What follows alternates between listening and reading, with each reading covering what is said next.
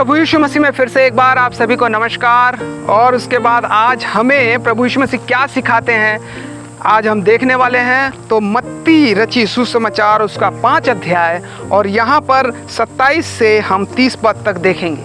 और ये बात बहुत ही गंभीर बात है जो हमारे शरीर से रिलेटेड है, और वो है व्यभिचार। तो यहाँ पर लिखा हुआ है 27 पद में, तुम सुन चुके हो कि कहा गया था कि व्यभिचार ना करना।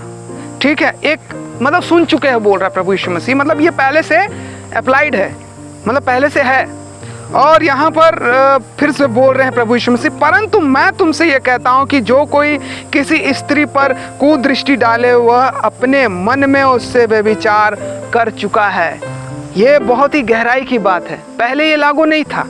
और आज लोग, मैं आपको बता रहा हूँ कि आज लोग क्या करते हैं, आज ज़्यादातर लोग क्या करते हैं, टीवी पिक्चरों में सीरियलों में जब हम देखते हैं तो यहाँ पर ज़्यादातर लोग जो है व्यभिचार को एक हंसी मजाक का चीज़ बना चुके हैं। जैसे कि हम भाभी जी घर पे है देखते हैं सीरियल, जैसे कि हम तारक मेहता का उल्टा चश्मा देखते हैं, उसमें भी व्यभिचार के बारे में दिखाया गया है ना।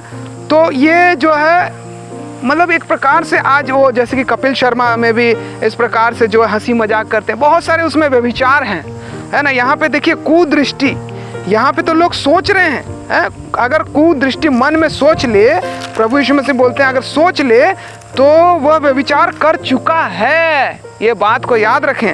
और यदि तेरी दाहिनी आँख तुझे ठोकर खिलाए तो उसे निकाल कर फेंक दे, क्योंकि तेरे लिए यही भला है कि तेरे आँखों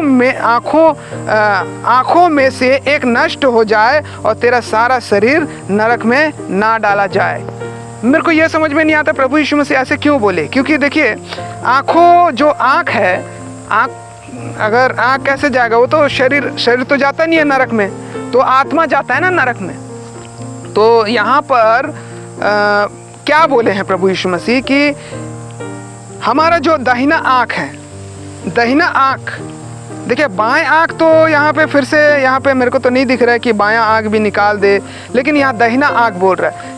तो जिस प्रकार से यहाँ पर दाहिना आँख के बारे में बताया गया है, तो इसका मतलब ये नहीं कि दाहिना और जो बायां आँख के बारे में भी यहाँ पे बोला जाए, या आँखों को निकाल दे, दोनों आँखों को निकाल दे। ये जो है प्रभु यीशु मसीह ने सांकेतिक भाषा में बात करते हैं। और प्रभु यीशु मसीह जब सांकेतिक भाषा में बात करते हैं तो यहाँ पे सबसे बड़ी बात ये है कि प्रभु यीशु मसीह क्या चीज़ को इम्पोर्टेंट देने बोल रहे हैं, इस बात को हमको ध्यान से देखना है। देखिए जैसे कि यहाँ पे लिखा हुआ है, यदि तेरा दाहिना हाथ उठे, मतलब तुझे ठोकर खिलाए, तो उसको काट कर फेंक दे, क्योंकि तेरे लिए यही भला है कि तेरे अंगों में से एक नष्ट हो जाए और तेरा सारा शरीर नरक में ना डाला जाए। मतलब वो देखिए यहाँ बायां हाथ भी नहीं बोला, दाहिना आँख बोला, लेकिन बायां आँख भी नहीं बोला।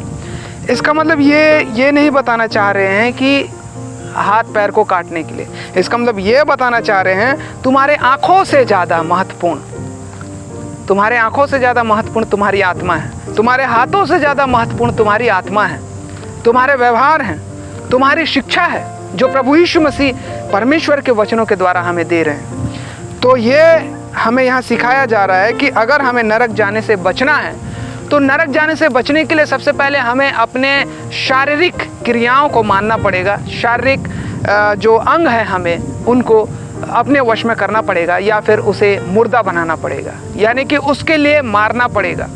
जिस प्रकार से अगर एक शरीर को लकवा मार देता है और वो कुछ भी नहीं कर सकता, तो उसी प्रकार से आप ये सोचिए कि आपकी आंखें नहीं हैं, मतलब उस कामों के लिए, व्यभिचार के लिए। आप ये सोचिए कि आपका हाथ जो है ही नहीं, तो आप उस काम से बच सकते हैं। आपका शरीर जब आपको जवाब ही नहीं देगा उस काम के लिए, तो आप करोगे ही नहीं।